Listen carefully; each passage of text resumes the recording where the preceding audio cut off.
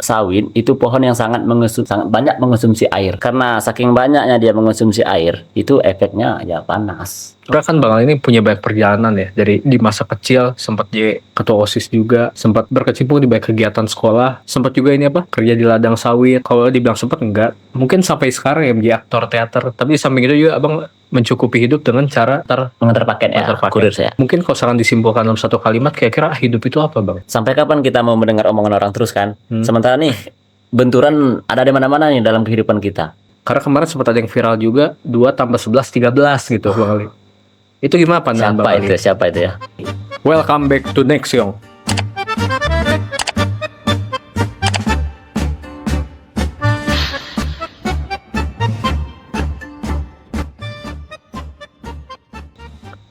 Jadi pada podcast kali ini, seperti juga di podcast episode selanjutnya, kita kedatangan lagi seorang bintang tamu nih, yang gak kalah spesial dari episode selanjutnya. Barangkali kalau saya hidup bisa dianggap linear, orang punya punya arahan dari orang tua untuk berkuliah, lalu bekerja, lalu sukses di usia muda. Tapi barangkali ada perjalanan yang bisa diceritakan oleh salah satu orang yang cukup aktif juga di bidang teater kali ini, Bang Ali. Perjalanan ya? Oke. Sebelumnya perkenalkan, saya Ali Usman. Biasa dipanggil Ali oleh rekan-rekan semua. Bebas sih mau panggil apa. Yang penting senang aja. Gimana kabarnya Bang Ali? Alhamdulillah, kalau kabar kita selalu sehat. Nggak sehat pun kita harus tetap sehat. Harus tetap menunjukkan optimisme. Ya, optimisme. Walaupun dolar agak cukup naik ya belakangan ini. Wah, sangat naik ya. Sangat naik. Tapi karena di desa nggak pakai dolar, jadinya nggak bermasalah buat Bang Ali ya. Apa gimana? Sangat bermasalah itu. Jangan samakan pikiran kita sama dia ya. Iya. Ya kita hadirkan Bang Ali Usman. Terima kasih Bang Ali udah hadir dan menyempatkan untuk datang di podcast kami. Oke, terima kasih atas waktunya telah mengundang saya. Ya, selamat malam semuanya. Iya. Jadi barangkali nih Bang Ali, mungkin di podcast kali ini kita bakal bicara tentang beberapa hal tentang aspek dari Bang Ali sendiri. Mungkin ada banyak orang yang di luar sana yang udah cukup mengenal Bang Ali itu siapa, mungkin pernah ketemu di panggung, mungkin juga pernah ketemu waktu ngantar paket atau dan sebagainya. Tapi barangkali di sini saya pengen tahu sih, Bang Ali ini dulu waktu kecil cita-citanya apa sih Bang Ali ini? Oke, nih saya cerita dulu ya. Untuk waktu kecil, dari kecil tuh saya punya cita-cita pengen jadi guru. Guru matematika. Tapi seiring ya, guru matematika itu kan ibaratnya kita itu hidup dimanapun, hitung-hitungan, penjumlahan, kaliber itu tuh sangat penting dalam kehidupan sehari-hari kita. Yang namanya matematika itu sangat berpengaruh dalam kehidupan sehari-hari kita. Nah, dan karena saya merasa itu sangat penting dan menarik, jadi saya dari kecil punya cita-cita jadi guru matematika. Dia emang cita-cita dari kecil itu untuk menjadi seorang guru. Ya, seorang guru. Dan spesifiknya di bidang matematik. Matematik. Apa yang menarik dari matematik di masa Bang Ali kecil? Karena banyak nih teman-teman di luar sana juga yang bahkan di bio Instagramnya allergic to the math katanya. Mereka alergi sama matematik. Kok bisa nih Bang Ali di masa kecil bercita-cita jadi guru dan spesifik di matematik? Oke. Nah, mungkin itu yang agak unik ya. Karena matematika itu memang kebanyakan orang lah sangat menolak yang namanya matematika itu asik. Nah, berbeda dengan saya sendiri. Dari kecil saya memang sangat senang matematika, mungkin karena faktor dari orang tua kan. Karena memang dari sebelum sekolah, baru-baru umur 4 tahun lah, saya memang udah diajarkan sebelum membaca tulis, saya diajarkan berhitung terlebih dahulu. Memang itu yang lebih spesifik diajarkan. Nah, kebetulan waktu sekolah nih, mulai dari SD, saya tekunkan itu, ketemunya guru-guru matematika yang hebat, guru-guru matematika yang menyenangkan. Jadi itu yang membuat saya lebih tertarik dan lebih paham dengan matematika. Apa jangan-jangan punya momen traumatik di masa kecil pas masa-masa Lebaran Idul Fitri dapat THR tapi katanya ditabung di orang tua? Enggak, itu enggak aman-aman. Kebetulan di tempat kami juga enggak terlalu banyak THR sih. Enggak terlalu banyak karena di dusun kan. Artinya trauma itu enggak menjadi latar belakang ya? Untuk belajar, memotivasi Bang Ali belajar matematik. Enggak, itu tergantung individu kita masing-masing. Mungkin ada sebagian orang yang karena pengaruh trauma masa lalu kan. Kalau saya sendiri sih enggak aman. Iya. Karena katanya ditabung di bank dompet orang tua nih. Ternyata waktu usia dewasa harusnya kan kalau bicara saham naik terus 5% nih. Ya. Kok ini habis katanya. Terus orang tua bilang, ini dipakai habis belanja mainan kamu gitu. Itu manipulasi dari orang tua tuh kayaknya. Oh, itu manipulasi. Ya, manipulasi dari orang tua kan. untungnya Bang Ali nggak ngerasain ya. Ya syukurnya nggak ngerasain aku itu. Jadi sebenarnya kan Bang Ali ini punya banyak perjalanan ya, dari di masa kecil sempat jadi ketua OSIS juga, sempat berkecimpung di banyak kegiatan sekolah, sempat juga ini kerja di ladang sawit, Ya, sempat juga kalau dibilang sempat enggak, mungkin sampai sekarang ya menjadi aktor teater. Tapi di samping itu juga Abang mencukupi hidup dengan cara mengantar. mengantar paket ya, Mengantar paket. kurir saya. Jadi mungkin kalau misalkan disimpulkan dalam satu kalimat, kira-kira hidup itu apa Bang? Hidup itu perjalanan, Bang. Hmm.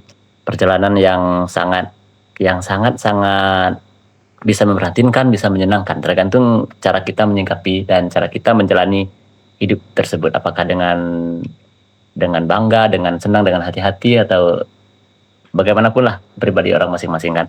Nah, kalau saya sih apapun jalannya, selagi itu tidak melenceng, semuanya saya jalanin dengan bahagia, dengan lapang dada, dengan senang hati. Apapun yang ada di depan ya terabas aja. Artinya Bang Ali nggak pernah menjadikan pandangan orang atau pikiran orang ataupun omongan orang jadi pertimbangan dalam apa yang Bang Ali pilih ya? No problem sih kalau itu Bang. Ya, karena sampai kapan kita mau mendengar omongan orang terus kan? Sementara nih benturan ada di mana-mana nih dalam kehidupan kita. Ini kita tambah lagi dengan benturan-benturan omongan orang, ya makin stres lah kita Bang. Mendingan ya omongan orang gini-gini ya yain aja. Udah kebal-kebal telinga aja kita. Iya. Terus aku mau nanya sih Bang Ali ini kan pernah kerja di ladang sawit ya. Ada nggak sih cerita apa ya? Maksudnya tentang profesi ini tuh kayak gimana sih? Oh iya, ini ibaratnya ini ada nih cerita nih, cuman agak menyangkut keseharian lah. Iya. Waktu profesi sawit, bentar, hidup berpindah kalau mau. Ini pernah nih, kan itu waktu itu saya kerja nih di sebuah perusahaan kan, PT katanya, sawit, kebetulan di sawit di bagian perawatan. Nah, di sana kerjanya asik, saya diajarkan mengobrol dengan pohon sawit. Nah, itu saya diajarkan kan, karena beriring jalan waktu. Di sana ada sebuah momen, ini keluh kesah seorang bapak, karena kebetulan rekan-rekan kerja saya di sana itu bapak-bapak semua dan anaknya seusia saya gitu. Nah, seorang bapak mengeluh, anaknya begini, anaknya begini katanya kan. Nah, dengan saya turut prihatin tuh dengan keadaan bapaknya, karena kebetulan saya kenal sama anaknya nih, dan saya juga ya akrab berteman. Nggak berteman, cuman nggak terlalu dekat lah sama anaknya perempuan itu keluh kesah bapaknya gitu. Nah sementara si anaknya ini ya kayak orang yang paling serba punya lah gayanya di luar gitu ya, di pergaulannya. Cuman dengan berat hati kan, saya nggak mungkin kan ceritain perilaku anaknya sama orang tuanya. Jadi yang dapat diambil itu dari yang dicerita oleh bapak tersebut. Nih orang tua udah pontang-panting kerja pagi, pulang petang demi anaknya, sementara anaknya kadang bersikap nggak tahu diri. Nah, itu hal-hal yang sangat tidak patut kita lakukan sebagai manusia, bukan sebagai anak, sebagai manusia. Itu untuk pengalaman di PT saya alami. Jadi sebenarnya dari situ beban berat sekali yang dialami dengan bapak tersebut yang bercerita. Kalau bicara soal tadi Bang Ali nyebut, kalau bisa Bang Ali diajarkan mungkin sama mandornya ya, untuk berbicara sama pohon. Tapi mandor itu bicara juga nggak? Kalau sawit adalah pohon Bang Ali? Enggak sih kalau itu. Enggak ya? Enggak. Nah, tapi kenapa? Cukup rame ya di perbincangan sosial media itu. Ada yang bilang katanya sawit juga pohon. Nah, itu juga saya bingung kan itu Pak. Iya. Nah, memang kalau secara umum sebutan itu pohon sawit kan. Cuman itu tadi ya, sawit ini nggak bisa disamakan dengan pohon-pohon lainnya gitu. Nah, karena kehidupan sawit dengan kehidupan pohon-pohon alami alam itu sangat-sangat berbeda jauh. Apa yang kira-kira mungkin 2 atau 3 hal yang membedakan kenapa sawit ini bukan pohon kayak umumnya gitu Bang? Yang jelas sawit itu pohon yang sangat banyak mengonsumsi air. Oh, oke. Nah, dan juga karena saking banyaknya dia mengonsumsi air, itu efeknya ya panas. Oh, gitu ya. Ngaruh Panas. ke iklim dan udaranya. Ya, sangat berpengaruh, Bang. Itu contoh sekarang udah banyak nih hewan-hewan liar. Hmm. Udah nggak ada lagi kelihatan Iya, semenjak sawit bertebaran. Iya. Terus kalau misalnya nih, Mas, Bang Ali. Jadi kalau kita lihat di sosial media itu kan sebenarnya kalau bicara soal profesi di ladang sawit itu yang kita kenal Pak Vincent itu. Yang saya mau nasi 2 katanya. Satu buat saya, Iya, satu lagi buat itu Iya, gitu ya. iya. Tapi- Yang disebut lah ya. Iya, tapi kira-kira sebagai dari perspektif yang pernah kerja di ladang sawit itu kayak gimana sih? Kerjaan di sawit itu apa aja sih? Mencakup apa aja gitu? Sampai kita mungkin kalau misalkan sampai yang kita tahu kan kayak minyak goreng aja yang ada di dapur. Tapi kita nggak tahu proses dari sawit diambil tuh sampai ke pabrik kayak gimana gitu. Nah, kalau untuk nih pada saat saya bekerja di sawit itu kan memang ada bagian-bagian, ada orang-orang tertentu kan untuk bagian perawatan ini, untuk manen ini kan ada mandornya masing-masing kan, Iya. ada bagian sensus juga. Nah, untuk sawit itu memang apa namanya untuk bagian perawatan itu ada yang namanya bagian untuk membersih apa nih kayak nerbas kan, Iya. kayak ngarit kayak gitu kan. Sama juga ada bagian pupuk. Nah, untuk orang yang pupuk itulah sangat apa namanya sangat jahatnya pohon sawit itu. Dia sangat banyak memakan pupuk. Oh, oke. Banyak. Kalau nggak bagus perawatannya ada aja penyakitnya. Dia butuh pupuk tanah, butuh pupuk daun, butuh pupuk untuk buah, macam-macam. Dan untuk proses panen itu ada memangnya namanya musim panen yang masih berbuah bagus, ada namanya istilahnya itu buah trek. Nah, kalau buah trek itu buah sedikit. Tuh. Dan untuk panen sih biasanya ini dari pagi panen sampai siang. Siang nanti ada tuh mobil tuh yang jemput hasil panen mereka. Nanti ditimbang dulu di kantor kebun baru dibawa ke pabrik. Oh, Ditimbang oke. lagi gitu prosesnya. Artinya emang kaos yang di kebun itu spesifik buat metikin buahnya aja gitu. Iya. Perawatan kebun sama memang hasil panen. Nanti diolah diantar ke pabrik, orang pabrik lagi yang ngurus. Sawit nih untuk dari taraf dia buah gitu. Anggaplah habis dipetik gitu. Sampai dia tumbuh lagi perlu waktu berapa lama sih? Biasanya sih per 2 minggu. Kalau untuk pribadi, kalau untuk sawit perusahaan sekelas PT itu setiap hari ada panen. Oh, setiap hari. Setiap hari ada panen. Tapi pindah ladang aja berarti. Oh ya, pindah lokasi. Pindah ladang. Pindah lokasi. Hari ini di bagian ini, di blok ini, besok bagian di blok ini, gitu aja terus bertanya. Karena memang luas kan jangkauannya. Iya. Itu 1.000 hektar. Oh, 1.000 hektar. Kisaran kurang lebih 1.000 hektar ya. Artinya bahasanya tiap hari banget turun ladang, tiap hari metikin kayak gitu. Ya, setiap hari pemanen ada terus. Terus kalau misalnya artinya kalau yang di apa ya, yang di PT ladang itu nggak ngelolos sampai di taraf bikin minyaknya itu. Enggak ya. Enggak. Terus ini Bang Ali, kalau sebelumnya Bang Ali juga sempat mention gitu, sempat nyinggung kalau Bang Ali ini sempat kuliah di jurusan matematik. Karena kemarin sempat ada yang viral juga 2 tambah 11 13 gitu Bang Ali. Itu gimana pandangan Bang Ali? Siapa itu ya? Itu kayaknya kalau dibilang kurang pendidikan, mereka berpendidikan sampai ke luar negeri kan.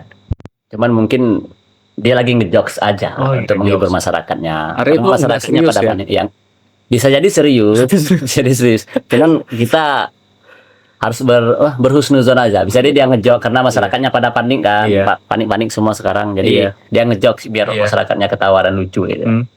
Tapi itu tidak lucu sebenarnya. Mana ya mau gimana lah. Iya. Pandangan Bang Ali dalam perspektif pendidikan dan matematik itu. Munculnya tipe masyarakat seperti itu kenapa sih Bang Ali? Itu karena kalau dia matematika sih kurang tekun belajar matematikanya aja sih. Artinya dia waktu di masa kecilnya kurang serius untuk belajar ya? Ya kurang serius. Mungkin karena memang itu tadi kan memang cita-citanya pengen bukan pengen jadi pendidik matematika ataupun mengerti matematika kan. Mungkin dia lebih pengen ke bidang yang lain. Jadi dia tidak tekun terhadap matematika. Sebenarnya itu salah kan? Iya. Karena kan secara umum dan kita ketahui sama-sama, matematika itu kan termasuk pelajaran wajib. Oke, iya benar. Wajib ya, Iya. matematika. STEM itu ya. Di kurikulum sekarang matematika itu kan wajib. Dari dulu sampai sekarang. Oke. Karena itu tadi sangat berpengaruh dalam kehidupan sehari-hari kita. Itu sangat bobrok lah kalau hitung-hitungan matematikanya yang penjumlahan sederhana, penjumlahan angka kecil aja bisa melenceng kayak gitu. Saya kira sih anak-anak masih TK udah bisa berhitung kayak gitu. Iya, iya. Artinya kalau misalkan orang di bahkan masa tuanya masih menghitung dengan cara kayak gitu, artinya apa Bang Ali? Artinya mungkin ada kelainan lah atau kayak sindrom lah. Karena orang tua saya nih udah tua. Iya. Udah 60-an lebih lah. Iya, Kalau masalah hitung-hitungan masih lancar ya. iya, Padahal dia nggak berpendidikan gitu. SD pun nggak tamat. Tapi kalau Iya. hitung-hitungan dia tahu. iya. Karena berhubungan sama hitung-hitungan rupiah ya, kebutuhan pokok gitu. Ya kebutuhan hidup sehari-hari itu kan matematika itu sebenarnya. Walaupun meski di desa ini nggak pakai dolar ya Bang Ali, Nggak pakai dolar. tapi tetap hitung-hitungan tuh penting ya, Tetap walaupun nggak pakai dolar. Itu wajib dalam Iya. kehidupan sehari-hari. Kita mau menghitung, ya kita melihat jam aja kita harus bisa berhitung kan. Iya. Lewat berapa, kurang berapa kan. Iya. Terus ini Bang Ali, apa sih mungkin 1-2 hal yang bisa Bang ceritain? Kenapa Bang Ali memilih untuk berhenti di pendidikan matematik itu Bang? Nah sebenarnya saya tidak pengen berhenti sih kalau untuk itu. Cuman ada yang namanya hal yang jauh lebih kita utamakan daripada tujuan yang tadi kita impikan dari kecil gitu. Satu momen ya jatuhnya lebih ke internal keluarga jatuhnya yang membuat saya lebih memilih bekerja daripada melanjutkan pendidikan. Sebenarnya kalau memang ditanya apakah masih pengen melanjutkan pendidikan di bidang matematika, itu sangat. Cuman karena kondisi dan situasi yang sudah tidak mendukung sekarang, nah kita fokus dulu dengan yang ada sekarang. Makanya tadi saya bilang untuk menjalani hidup ya kita hadapin aja dengan kesenangan, kita kan dengan senang, dengan tenang. Iya. Have fun aja. Apa yang bisa Bang ceritain tentang kenapa sih di masa itu Abang memilih untuk berhenti dulu kuliah? Walaupun emang mungkin ada opsi lanjut ya. Tapi di masa itu kenapa Bang? Nah, karena Apa itu satu titik yang ngebuat Abang memilih yaudah deh berhenti dulu matematik? Tapi yang pasti bukan gara-gara tokoh negara yang bilang yang salah hitung kan? oh bukan. sangat jauh lah, sangat jauh. Sangat jauh. Saya nggak peduli juga sih sama mereka yang salah hitung, harusnya dia bimbel aja ke rumah saya gitu. Oh, Boleh. buka bimbel ya? Ya, buka bimbel kalau Berarti nanti untuk hal yang begitu. Itu berarti kan, nanti nomor telepon Bang Ali dicantumkan di deskripsi untuk buka bimbel. oh gitu. boleh juga, nggak apa-apa. Siapa tahu ada sekretariat kabinet gitu yang mau bimbel ke Bang Ya Ali. bimbel. Tapi bimbelnya khusus ya untuk belajar berhitung aja, belajar Iya, berhitung penjumlahan itu tuh penjumlahan. Nah, nah untuk yang membuat saya tadi kembali ke pertanyaan kan, yang membuat saya berhenti melanjutkan pendidikan saya bidang matematika, karena itu satu sisi nih ada di internal keluarga itu kan posisinya waktu itu ayah saya baru meninggal nih, Oh, oke. baru meninggal. Nah, saya pengen nih setelah aman, keluarga damai kan, saya pengen lanjutin ke kampus mengajukan kuliah. Sementara ada satu titik nih orang yang paling berharga juga lah dalam hidup kan. Iya. Ya ibu saya, dia bilang kalau kamu ke sana lanjut kuliah ke sana, siapa yang ngawanin ibu di sini katanya. Iya. Nah,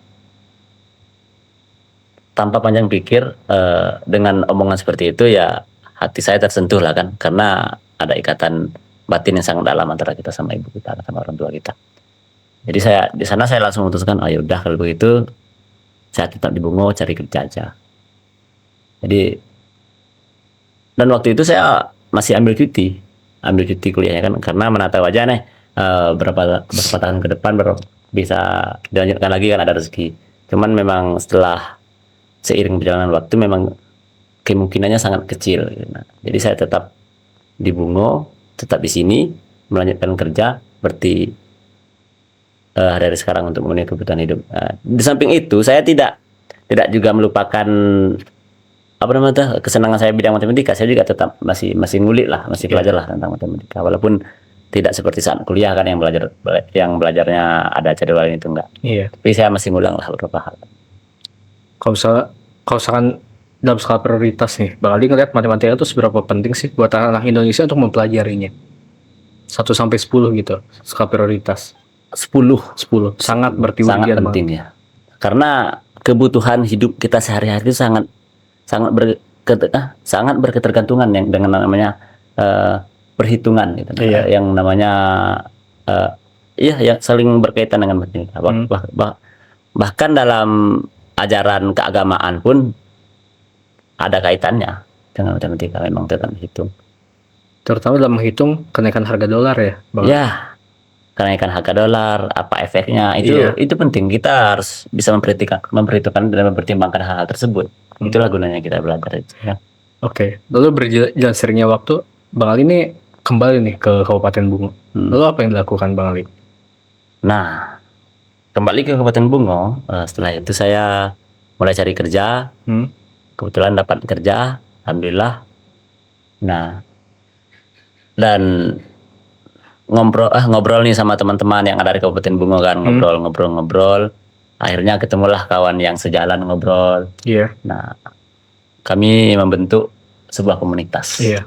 Itu namanya komunitas Teater Bavana. Itulah yang Teater bentuk. Bavana. Yang tempat kami berkreasi dan menuangkan isi pikiran. Ya, mana tahu ada impian yang tidak tercapai kan. Iya. Di komunitas teater kami meluangkan hal-hal tersebut.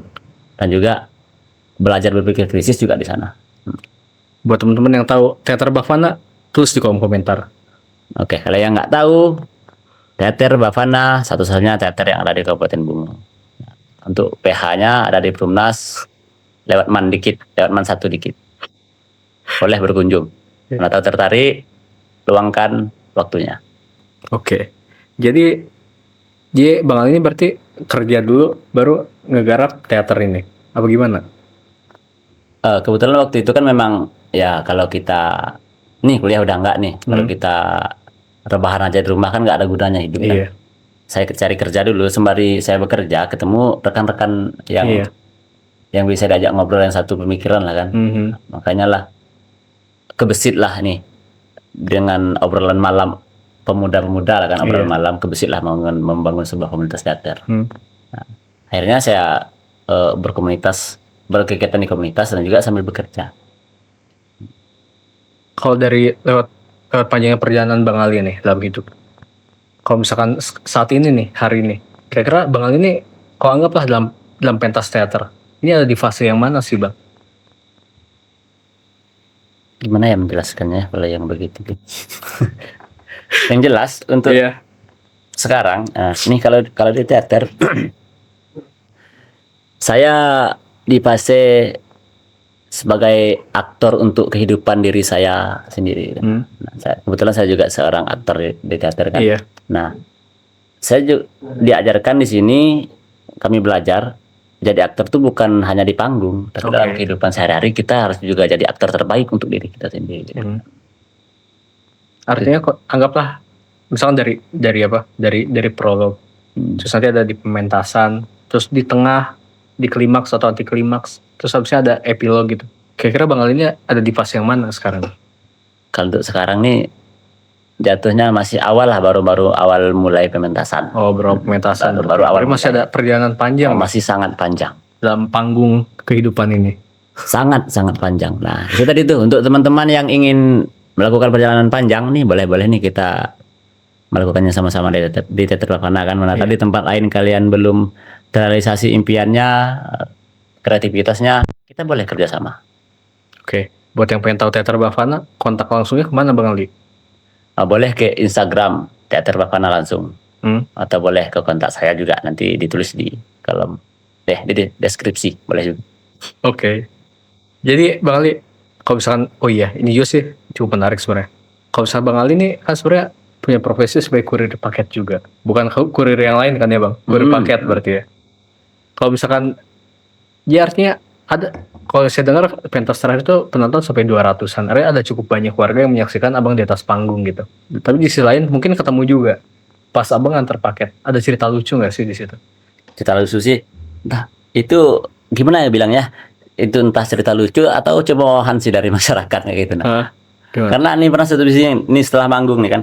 Bahkan sebelum manggung, tapi sudah ada lah di media kan, di share bahwa kami ini bakalan manggung. Nah, kebetulan kakak ayu-ayu ibu-ibu yang memesan paket itu kan melihat tuh di story kan, di media kan. Itu entah sebagai cemoohan atau gimana lah, dia bilang, anjay, abang paket gitu sekarang jadi aktor, bentar lagi jadi artis nih. Itu aja bahasannya gitu. Nah, Dan itu kan di satu sisi saya bangga dan saya senang, tapi di satu sisi saya mikir ini cemoohan atau apaan sih gitu. Nah, Iya. Ya artinya itu satu momen unik yang abang rasain, di samping abang antar paket tapi juga menjadi aktor teater. ya.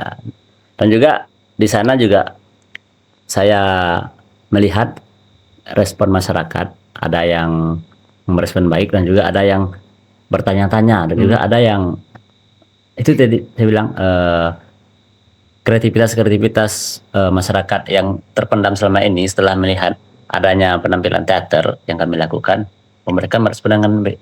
Oh ternyata ada nih bang ya, dan banyak juga masyarakat yang tertarik kan untuk melihat hal tersebut. Oh iya, karena masyarakat selalu terbelah dua ya, antara mereka yang mencemooh dan mereka yang mengapresiasi dan justru ingin terlibat di dalamnya ya. Ya, itu lumrahnya Iya. manusia kan, lumrahnya masyarakat. Kalau dari abang sendiri, maksudnya dari profesi pengantar paket ada ini nggak sih? Maksudnya ada orang-orang yang mencemooh abang tentang profesi abang, atau justru abang mendapatkan kesenangan di situ? Semuanya ada yang mencemooh, ada yang mendapat kesenangan. Nah, ini saya satu cerita nih. Ini pesan paket nih. Pesan paketnya itu kalau satu paket yang dipesan itu masih aman. Jadi dia pesan paket kalau nggak salah kemarin itu 6 paket ya waktu itu. Dia pesan 6 paket. Itu dari pagi sampai sore. Saya udah hubungin dari pagi nih. Mbak paket ini mau diambil nggak paketnya? Rumahnya di mana gitu. Malah saya sabar dulu bang, saya masih kerja. Dia mikir saya nggak kerja, gitu. Saya ngantar paket kan kerja. Ya kan? Oke, terus Kayak gitu. Nah terus, nih sabar nih saya. Oke kak, nanti pulangnya jam berapa? Nanti saya pulang jam 5. Saya tunggu sampai jam 5 nih. Sampai jam 5, saya chat lagi, saya spam chat, saya telepon. Ya udahlah bang, kata dia kan. Cancel aja paketnya. Saya belum pulang kerja, kan. Mungkin pulang malam. Kalau abang mau nunggu sampai malam, dikiranya saya apa kan. Nah, sana mulailah agak terpancing lah emosi saya kan. Kak di sini saya juga kerja kak, bilang. Kalau memang kakak pesan paket dan kerja sampai malam, bilang, kenapa nggak ganti alamatnya, alamat kerja aja, kan biar langsung diantar ke sana sama kurirnya kan. Ini saya dari tadi pagi saya sudah ngabarin sampai sini. Ini sampailah sore begini, bilang kan. Langsung nyeleneh omongannya. Alah bang, abang itu cuman kurir katanya. Berapanya lah gaji abang tuh sehari kan. Nah di situ saya pengen menjawab dengan tegas, tapi dengan berarti kan, yaudah ini profesi saya kan. Yaudahlah saya diam. Yaudahlah kak, kalau begitu paketnya di cancel aja. Sementara ya kalau saya bandingkan profesi dia sama profesi saya kurir, ya mungkin dia kerja pakai baju rapi kan, saya pakai baju kurir. Tapi kalau hitungannya beda jauh bang. Iya. Masih mending menjadi kurir berarti. Ya masih sangat jauh lah kalau diperbandingkan orang yang tadi berbicara, orang yang tadi ngomong gitu. Cuman itu terlihat sangat lucu dan memprihatinkan. Oke ya. Karena emang kadang manusia hidup dalam kerangkengnya sendiri. Tapi ada juga respon orang yang bagus. Oh enak ya bang jadi kurir, saya di kurir, hitungan sini. Ada manusia yang memperhitungkan tersebut, padahal itu bukan prosedur kan. Ya. Nah ada juga manusia yang sangat baik gitu. Nah misalnya paketnya segini, harga COD-nya segini, dikasih segini. Ada juga. Banyak macam manusia. Ngasih tips gitu ya. Ngasih tips. Ada juga yang memang sangat perhitungan, bahkan 200 rupiahnya pun dipinta sosok. Bingung saya nyarinya kan 200 rupiah. Ada juga macam-macam lah. Iya kalau misalkan Bang Ali maksudnya kayak kalau usah di podcast Gita Wirawan misal ngebahas tentang endgame gitu. Tapi sini juga aku penasaran kira-kira di masa depan perjalanan panjang Bang Ali nih, pernah di sawit, pernah kuliah juga walaupun membentuk berhenti jadi kurir dan menjadi aktor juga. Kira-kira Bang Ali ini di masa depan pengen dikenal sebagai siapa sih?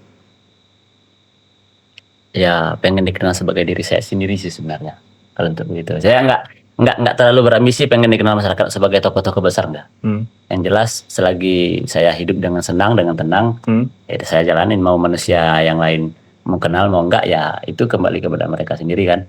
Mau senang ataupun enggaknya, ya saya serahkan kepada mereka yang menilai, yang melihat. Yang jelas saya akan melakukan yang terbaik untuk diri saya sendiri dengan senang dan ketenangan. Nah.